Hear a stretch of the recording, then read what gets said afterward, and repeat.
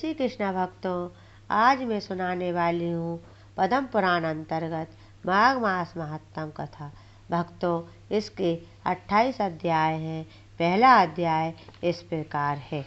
नारायणं नमस्कृत्य नरं चैव नरोत्तमं देवी सरस्वती चैव ततो जयमुदीरयेत्। सारे संसार के कर्ता श्री भगवान विष्णु, देवी सरस्वती तथा श्री गुरु जी के चरण कमलों में नमस्कार करके मैं इस माघ मास महात्म भाषा को सुनाती हूँ। एक समय श्री सूत जी ने अपने गुरु श्री व्यास जी से कहा कि गुरुदेव, कृपा करके आप मुझसे माघ मास का महात्म कहिए, क्योंकि मैं आपका शिष्य हूँ।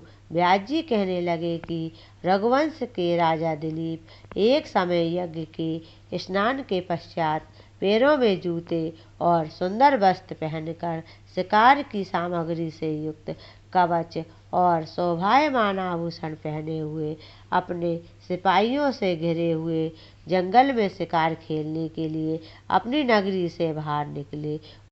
उनके सिपाही जंगल में शिकार के लिए मृग, व्याध, सिंह आदि जंतुओं की तलाश में इधर उधर फिरने लगे।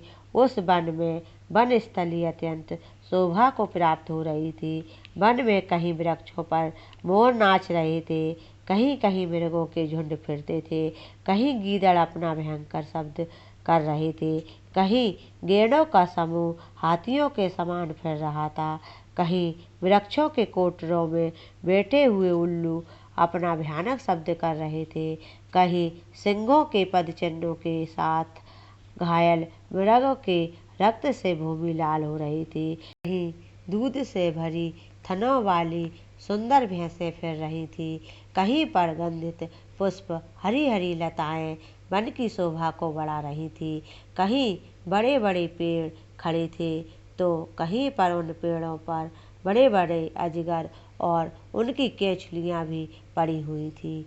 उसी समय राजा के सिपाहियों के बाजे की आवाज़ सुनकर एक मृग वन में से निकलकर भागने लगा और बड़ी बड़ी चौकड़ियाँ भरता हुआ आगे बढ़ा।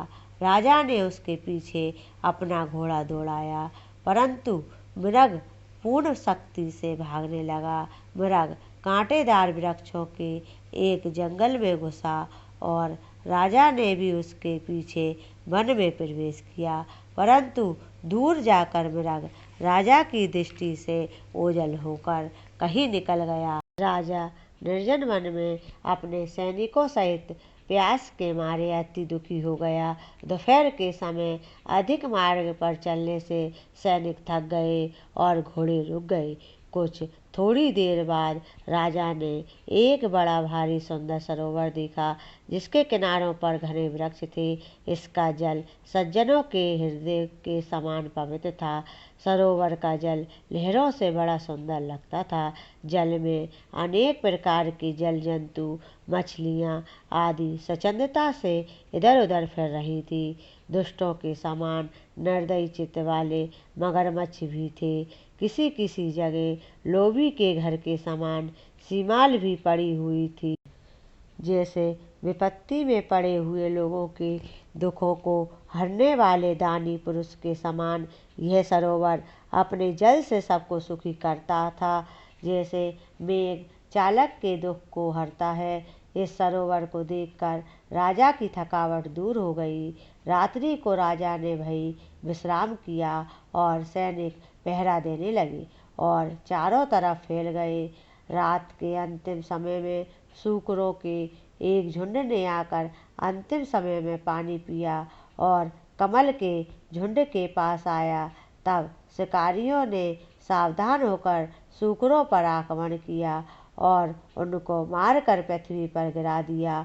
उस समय सब शिकारी कोलाहल करते हुए बड़ी प्रसन्नता के साथ राजा के पास गए और राजा प्रभात हुआ देखकर उनके साथ ही अपनी नगरी की तरफ चल पड़ा।